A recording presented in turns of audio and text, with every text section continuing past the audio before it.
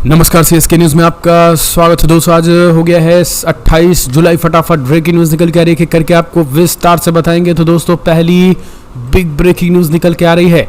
चंद्रयान 3 के बीच चांद से चंद्रयान 2 ने दी इसरो को बड़ी खुशखबरी। इसरो झूमा, देश के लिए एक बड़ी खुशखबरी। पाकिस्तान को तगड़ा झटका, चाइना को भी लगेगा तगड़ा झटका। बताएंगे क्या कुछ खुशखबरी है। दूसरी खबर निकल के आई है, अब इस मुस्लिम देश ने शराब पर लगाई पाबंदी तो इस्लामिक कट्टरपंथी और मौलवी भी गए भड़क। समझिए, जो इस्लाम में हराम है, जिसे कहते हैं शरिया के खिलाफ है, दारू नहीं पिएंगे, उस मुस्लिम देश में लग चुका है शराब पे बैन, तो भड़क गए मौलाना।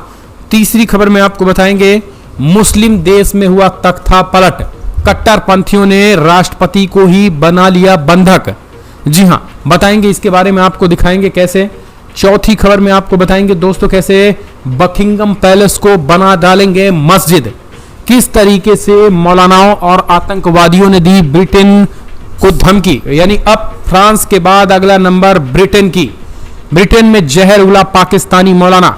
बताएंगे पुलिस पड़ी पीछे। अगली खबर में बताएंगे, जहां चाइना और पाकिस्तान की कांप जाएगी रूह। भारत बनाने जा रहा है 3 लेयर वाली घातक और खतरनाक मिसाइल। तो दोस्तों, एक एक करके आपको बताएंगे। जहां रक्षा मंत्री राजनाथ सिंह बोले पार करेंगे एलओसी, तो तिलमिला उठा पाकिस्तान, दी गीदड़ भपकी। जी हां, एलओसी को पार करेंगे, ये क्या राजनाथ सिंह ने कहा, ये बड़ा ऐलान। अंजू बाबी जॉर्ज को लेकर भी बड़ा खुलासा हुआ है। नसरुल्लाह के साथ डिनर करता वीडियो वायरल, ये भी हम आपको बता देंगे। और सब कुछ खबर बताएंगे। जहां किसी ने लगाई भारत से कारोबार की गुहार, तो किसी ने कहा भैया चावल दे दो। भारत के सामने कितने देश गिड़गिड़ा रहे हैं, ये भी बताएंगे। लेकिन उससे पहले छोटा सा अगर आपने चैनल को सब्सक्राइब नहीं किया तो पल पल के अपडेट के लिए चैनल को सब्सक्राइब करना ना भूलें दोस्तों। दरअसल पहली इस बारे में आपको बता दें, चंद्रयान 2 को लेकर बड़ी खबर निकल के आई है। जहां एक तरफ चंद्रयान 3 अब पहुंच चुका है, वही पहुंच रहा है, वहीं आपको बता दें चंद्रयान 2 पहली बड़ी अपडेट निकल के आई है। चंद्रयान 2 की बड़ी उपलब्धि, चंद्रमा के बाहरी वातावरण में आर्गन 40 गैस की खोज की। चंद्रयान 3 निकल चुका है चांद की तरफ। दरअसल जहां एक तरफ चंद्रयान 3 को पूरी तरीके से लॉन्च कर दिया गया है और अब वो 5वीं कक्षा में प्रवेश कर गया है। आने वाली 31 जुलाई को चंदा मामा की तरफ बढ़ जाएगा। तो दूसरी तरफ चंद्रयान 2 भी भारत को लेकर लगातार खुशखबरी इसरो को दे रहा है, जिससे तमाम देशों को तगड़ा झटका लग रहा है। देश में चंद्रयान 2 मिशन के ऑर्बिटर ने बड़ी उपलब्धि हासिल की। चंद्रमा के बाहरी वातावरण में आर्गन 40 गैस की मौजूदगी का पता चला। चंद्रमा के सबसे बाहरी आवरण यानी एक्सोरफियस से आर्गन 40 गैस फैली हुई है। इस अहम खुलासे से चंद्रमा की सतह के बारे में नई कई जानकारियां मिल सकेंगी। गैस की मौजूदगी के खुलासे से चंद्रमा को लेकर के जारी स्टडी में मदद मिलने की उम्मीद है। आर्गन 40 गैस की मौजूदगी को लेकर खोज ऑर्बिटर पर मौजूद एटमॉस्फेरिक फ्रीजनल एक्सप्लोरर यानी चेज ने की है। इसरो ने मंगलवार को बताया है कि चांद पर आर्गन 40 गैस की मौजूदगी पहले भी मिली थी, लेकिन हालिया खोज में इस गैस की उन जगहों में होने वाली जानकारी मिली है जिसे लेकर वैज्ञानिकों को उम्मीद नहीं थी। इसरो ने कहा है कि आर्गन 40 एक्सोस्फेरिक स्पेसीज की गतिशीलता का अध्ययन करने के लिए एक अहम ट्रेजर परमाणु है। आपको बता दें, आर्गन 40 चंद्र सतह के नीचे मौजूद पोटेशियम K40 के रेडियोधर्मी विघटन से निकलता है। इसरो ने कहा है कि हालांकि आपको बता दें, ये भारत के लिए एक बड़ी जीत है। इससे पहले इस तरीके की चीज़ें केवल अपोलो 17 ने ही खोज पाई थी, बाकी दुनिया के कोई देश ऐसा नहीं कर पाए थे। ये चंद्रयान 2 जो है वो हमारे लिए एक बड़ा ही उपयोगी साबित हुआ है। अगली एक और अपडेट निकल के आई है। तो दोस्तों, बड़ी खबर, जहां अब भारत की मिसाइल ने कर दिया कमाल। चाइना भी होगा बेहाल, पाकिस्तान की रूह कांपेंगी। दरअसल भारत लगातार अपनी सरहदों की रक्षा करने के लिए हथियारबंदों की जखीरें बढ़ा रहा है। चाइना और पाकिस्तान संभावित खतरे को देखते हुए भारत अपनी ताकत में इजाफा करते हुए खतरनाक हथियारों को अपने बेड़े में शामिल कर रहा है। इसी कड़ी में भारत एक ऐसी घातक मिसाइल बनाने जा रहा है जिसने चाइना और पाकिस्तान की रूह कपा जाएगी। इस मिसाइल में 3 लेयर वाली होंगे, सतह से हवा में मार करने भी सक्षम होंगे। भारत जब 400 किलोमीटर रेंज का स्वदेशी long range surface to air missile बनाने जा रहा है। यह मिसाइल जमीन से हवा के दुश्मन के लक्ष्य को भेदने में सक्षम है। यह मिसाइल 3 लेयर की होगी। यह दुश्मन के हवाई जहाज, फाइटर जेट, रॉकेट, हेलीकॉप्टर या मिसाइल के 400 किलोमीटर को पूरी तरीके से भेदने में कामयाब होगी। आपको बता दें, भारत की इस ताकत से अब चाइना जो है वो पूरी तरीके से पाकिस्तान डरा हुआ है। एक और अपडेट निकल के आई है दोस्तों, जहां मुस्लिम देश ने शराब पे लगा दिया पाबंदी, इस्लामिक देश बनाने का लगाया आरोप। इस मुस्लिम देश में शराब बैन से भड़के लोग। दरअसल मुस्लिम बाहुल्य देश इराक की सरकार ने शराब बैन करने का बड़ा फैसला लिया। हालांकि शराब बैन का कानून लागू होते ही इराक में काफ़ी संख्या में लोगों ने इसका विरोध जताना शुरू किया। शराब पे प्रतिबंध लगाने के इस फैसले पर अब खबर निकल के आई है कि इसको लेकर कई जगहों पर जो है वो प्रोटेस्ट हुए। शराब पर प्रतिबंध के बाद इराक के अल्पसंख्यक इस कानून को असंवैधानिक बताते हुए विरोध करने लगे।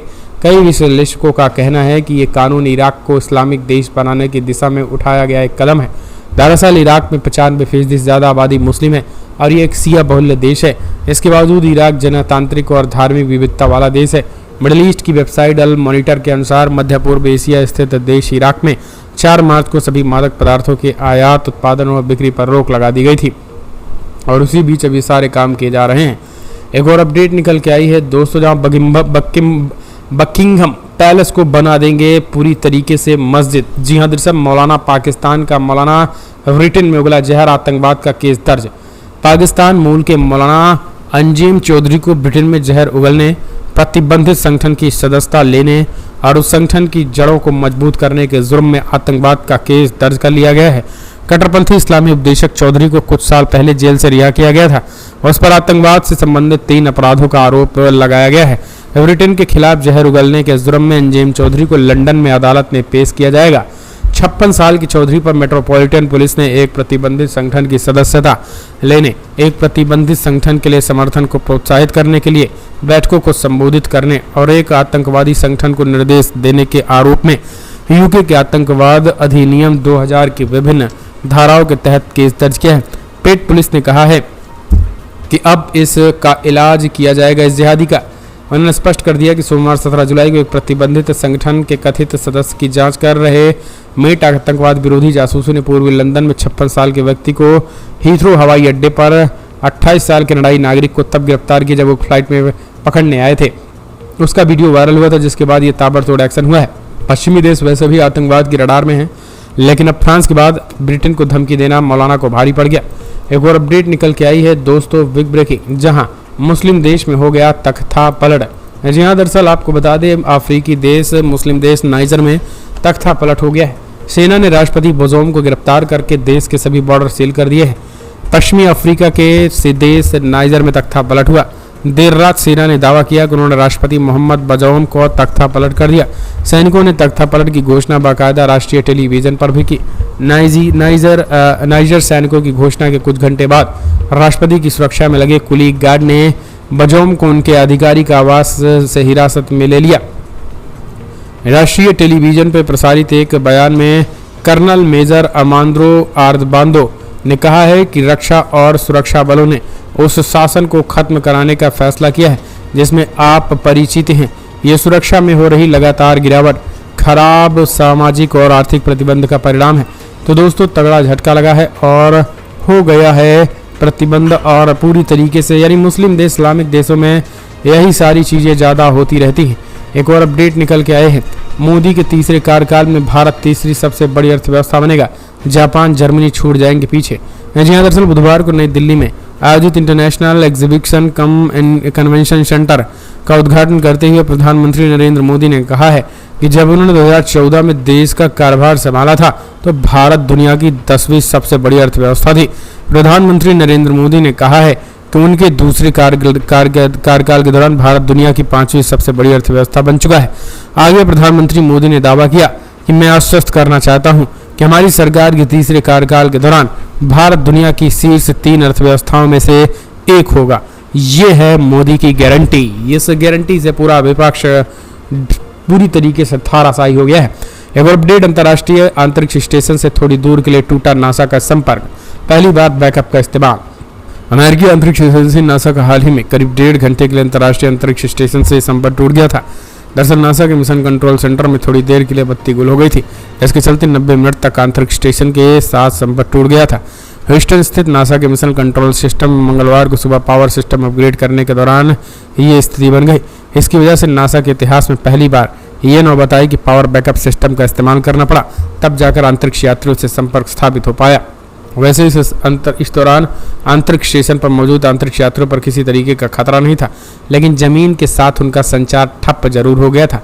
ISS पर सभी 7 अंतरिक्ष यात्री हैं जिन्हें 20 मिनट तक पता नहीं चला कि क्या हुआ क्या, लेकिन बाद में रूसी सिस्टम से उन्हें हालात की जानकारी मिल पाई। न कमांड भेजा जा सकता था और ना ही आवाज़। तो ये एक बड़ी खबर है। अगली एक और अपडेट निकल के आई है, बिग ब्रेकिंग। तो दोस्तों आपको बता दें, पाकिस्तान में सेना को सौंपी गई और ताकत। आर्मी एक्ट में शहबाज सरकार ने पॉलिटिक्स को जकड़ा। दरअसल पाकिस्तान की बुरी स्थिति के लिए वहां की सेना को सबसे ज़्यादा जिम्मेदार ठहराया जाता है, क्योंकि सेना बंटवारे के बाद से ही पाकिस्तान की राजनीति, विदेश नीति और आर्थिक नीति को संभाल रही है। पाकिस्तान में सेना कारोबार से लेकर विदेश में व्यापार तक करती है, लेकिन शहबाज सरकार ने फिर से सत्ता में आने के लिए सेना के हाथों में और भी ज़्यादा ताकतें दे दी हैं। सीनेट ने गुरुवार को पाकिस्तानी आर्मी एक्ट 1952 में संशोधन करने के लिए एक विधेयक पारित किया। इसमें देश या पाकिस्तान सेना की सुरक्षा से संबंधित संवेदनशील जानकारी का खुलासा करने वालों किसी भी व्यक्ति के लिए 5 साल तक की जेल का प्रस्ताव रखा गया है। तो ये एक बड़ी खबर है। फिलहाल अगली एक और अपडेट निकल के आई है। तो दोस्तों तिलमिलाया ड्रैगन और पाकिस्तान, LOC को लेकर कर दिया बड़ा फरमान, बड़ा कदम उड़ा दिया है LOC को लेकर। रक्षा मंत्री राजनाथ सिंह ने बुधवार शाम को पाकिस्तान को चेतावनी देते हुए कहा था कि देश के सम्मान और प्रतिष्ठा को बनाए रखने के लिए भारतीय सैनिक नियंत्रण रेखा यानी कि LOC पार करने के लिए तैयार है। रक्षा मंत्री के इस बयान पर पाकिस्तान तिलमिला उठा। उसने कहा कि ऐसी बयानबाजी दोनों देशों के बीच शांति समझौते के लिए खतरा बन सकती है। आपको बताते चलें कि बुधवार को 24वें कारगिल विजय दिवस के अवसर पर लद्दाख के द्रास कारगिल युद्ध स्मारक पर बोलते हुए राजनाथ सिंह ने कहा कि देश की संप्रभुता, एकता और अखंडता की रक्षा के लिए कोई भी समझौता नहीं होने वाला है। उन्होंने कहा, हम देश के सम्मान और गरिमा को बनाए रखने के लिए किसी भी हद तक जा सकते हैं। अगर इसके लिए LOC पार करना हुआ तो उसे भी करने के लिए तैयार हैं। अगर हमें उकसाया गया और जरूरत पड़ी तो हम LOC पार कर जाएंगे। उन्होंने कहा, कारगिल युद्ध भारत पर थोपा गया था। उस समय भारत ने पाकिस्तान के साथ बातचीत के जरिए मुद्दे को सुलझाने की कोशिश की थी, लेकिन पाकिस्तान ने हमारी पीठ में छुरा भोंका था। देखा जाए इसके बाद अब ड्रैगन से लेकर पाकिस्तान पूरी तरह से तिलमिला उठा है। दरअसल देखा जाए राजनाथ सिंह के बयान के बाद इस्लामाबाद के विदेश मंत्रालय में अब ये बातें होने लगी हैं। पाकिस्तान किसी भी आक्रामकता के खिलाफ अपनी रक्षा करने के लिए पूरी तरह इस समय सक्षम नहीं है, क्योंकि सबसे बड़ी वजह है आर्थिक व्यवस्था पूरी तरह से पाकिस्तान की चरमरा चुकी है और अब पाकिस्तान कोई भी नापाक मंसूबे करने को सोच भी नहीं सकता है। लेकिन इस पाकिस्तान को नहीं कहा जा सकता है। चैलेंज दिया गया था और अब चैलेंज दिया जा रहा है कि हम LOC भी पार कर सकते हैं। इसमें कोई बड़ी बात नहीं है। वैसे आपकी क्या राय है? जिस तरह से राजनाथ सिंह ने कहा। चलते एक और बड़ी खबर, भारत से गई अंजू इस समय पाकिस्तान में देखा जाए नसरुल्लाह के साथ डिनर करती हुई नजर आ रही है, लेकिन खास बात यह है कि बुर्का भी पहनी हुई है, बुर्का नसी नजर आ रही है भारत की अंजू इन दिनों पाकिस्तान में है। वहां अपने फेसबुक फ्रेंड और कथित तौर पर प्रेमी नसरुल्लाह के साथ खैबर पख्तूनख्वा प्रांत में एक दूर दराज के गांव में रह रही हैं। वहां पर देखा जाए डिनर करते हुए देखा गया है और देखा जाए एक पाकिस्तानी पत्रकार ने वीडियो को ट्वीट किया है। इसमें वह बुर्का पहने हुए दिख रही हैं। वीडियो में नसरुल्लाह को पारंपरिक टोपी पहने हुए भी देखा गया। डिनर में उनके साथ कई और दोस्त शामिल रहे थे। देखा जाए 34 साल की अंजू का जन्म उत्तर प्रदेश के कैरोल गांव में हुआ था और देखा जाए राजस्थान के अलवर जिले में रहती थी और पाकिस्तान नागरिक नसरुल्लाह के साथ सन 2019 में फेसबुक पर दोस्ती होती है। दोस्ती से धीरे धीरे प्यार में बदल जाता है और फिर देखा जाए फिर एक देश को छोड़कर पाकिस्तान पहुंच जाती हैं। अब अंजू को लेकर आपकी क्या राय है? जहां एक तरफ सीमा हैदर को लेकर भी भारत में जमकर बवाल मचा है, वही दूसरी तरफ अब पाकिस्तान में भी भारत से एक लड़की पहुंच चुकी पाकिस्तान, इसको लेकर आपकी क्या राय है? और जहां देखा जाए इसने अपना नाम भी बदल दिया था, फातिमा नाम रख लिया है अंजू से। वही एक और बड़ी खबर निकल के आ रही है, जिस तरह से भारत ने कारोबार को लेकर चावल पर बैन कर दिया है, पूरी दुनिया भर में तालका मचा है, हाहाकार मच चुका है। भारत की तरफ से गैर बासमती सफेद चावल के निर्यात पर बैन लगाने से दुनिया भर में हलचल है। मौजूदा खरीफ की फसल की रोपाई कमजोर दिखने और आगे वैश्विक सीजन में आने में कीमतें बढ़ने की वजह से अब देखा जाए निर्यात को रोका गया है। अब सरकार अपनी रणनीतियों के तहत फैसला लेने वाली है, लेकिन इसका असर अमेरिका समेत कई बड़े देशों में देखने को मिल रहा है। अमेरिका में तो राशन की दुकानों पर लंबी लाइनें भी देखी जा रही हैं। लोग पैकिंग के चावल खरीदते हुए भी नजर आ रहे हैं। इस बीच देखा जाए IMF का कहना है कि वह भारत को प्रोत्साहित करेगा कि वह बैन पर फिर से दोबारा विचार करे, यानी जो चावल बैन किया गया है उसे बैन न किया जाए, भारत फिर से निर्यात शुरू करे। लेकिन भारत इसलिए निर्यात नहीं शुरू कर रहा है क्योंकि रोपाई कमजोर है, यानी इस बार कुछ खास अच्छी फसल नहीं हो रही धान की, ये सोचा गया है। और वहीं दूसरी तरफ देखा जाए फिर आगे चल के सीजनों में चावल का दाम बढ़ने वाला है, इसलिए चावल को रोक दिया गया है निर्यात के लिए। और देखा जाए भारत की ओर से निर्यात किए जाने वाले चावल की दुनिया के बाजार में 20% की हिस्सेदारी रही है।